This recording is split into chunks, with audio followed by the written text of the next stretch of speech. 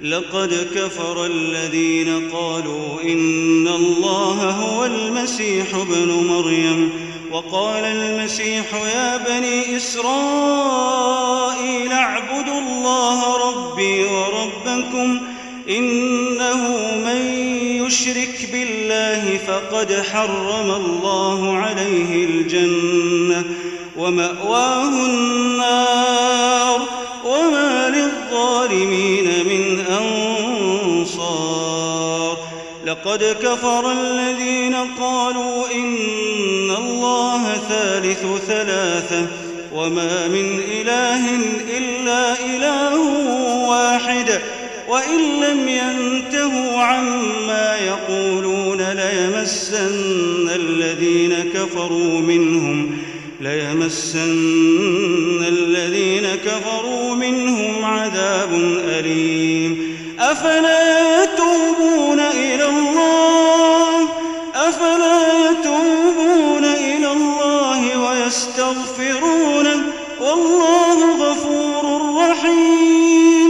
ما المسيح ابن مريم إلا رسول قد خلت من قبله الرسل وأمه صديقة كانا يأكلان الطعام انظر كيف نبين لهم الآيات ثم انظر أنى يؤفكون. قل أتعبدون من دون الله ما لا يملك لكم ضرا ولا نفعا والله هو السميع العليم.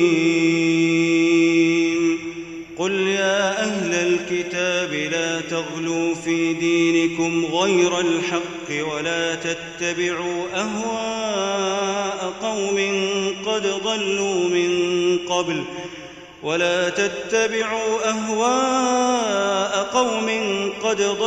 من قبل وأضلوا كثيرا وضلوا عن سواء السبيل.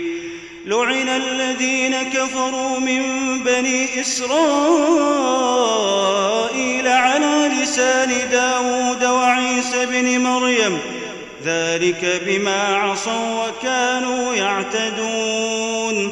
كانوا لا يتناهون عن منكر فعلوه لبئس ما كانوا يفعلون.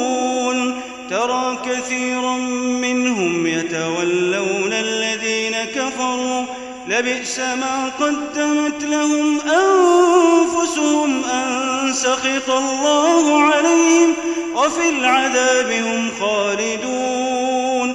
ولو كانوا يؤمنون بالله والنبي وما أنزل إليه ما اتخذوهم أولياء ولكن كثيرا منهم فاسقون.